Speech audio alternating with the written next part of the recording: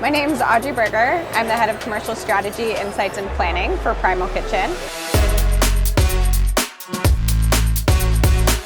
Primal Kitchen is a natural condiments and sauces brand, really founded from Mark Sisson.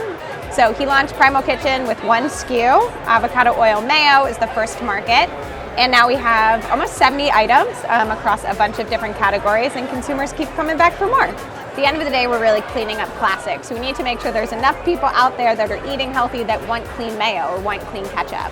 So data has been critical for us to understand how big are categories, how are they growing, where are they declining? Something like barbecue sauce, for example, big category, but had been stagnant, not because people weren't interested in barbecue sauce, but because they didn't want sugar in them. SPINS has been a critical partner to Primal Kitchen since the very early ages, really meaningfully across the natural channel. We know that's where our brand bread and butter is.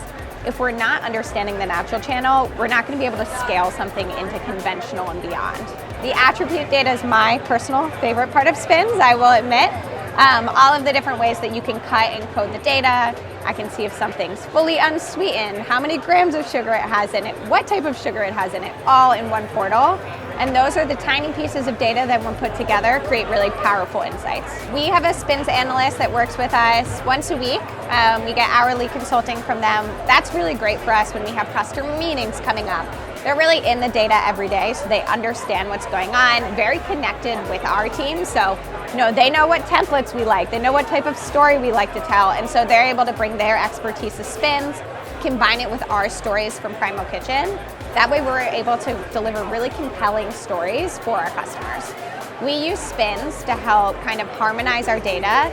We have wonderful templates that essentially we can select the category and the retailer, and it helps pre-populate a story for us that we're able to then go and scale and talk to customers. We've partnered with SPINS to create custom dashboards for each of our customer meetings. So what that means is essentially all of our retailers, one common language. We're able to choose the category, choose the customer, and it creates really consistent templates for our business.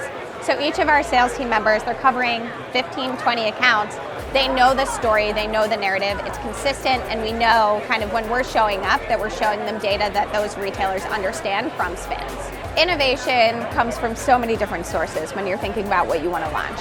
There's small brands in the natural space, they're the ones setting the trend. So how do we understand why are they growing? What are the attributes that are most important to consumers?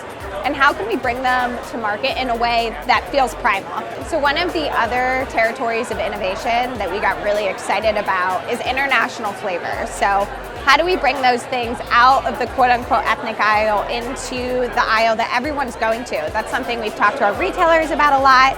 And so part of that is showing up, we're the category leader. We want to make sure they're bringing in brands that are doing things really authentically.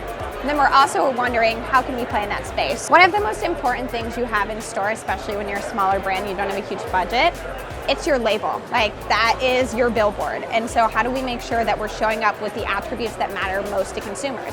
And that's evolved. So at one point, sugar-free was more compelling than unsweetened or naturally flavored. Paleo certified might have been more important in one retailer, but now they're looking for something that's a bit broader, paleo, keto. And so by category, what we try to understand is we look at the attributes.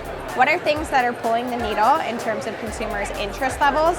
Then also, what is something that is uniquely primal that we can stand behind? So that's why you'll see oftentimes, no xanthan gum. That's something that stands out for us. It's something consumers tell us they care about. And so we elevate that.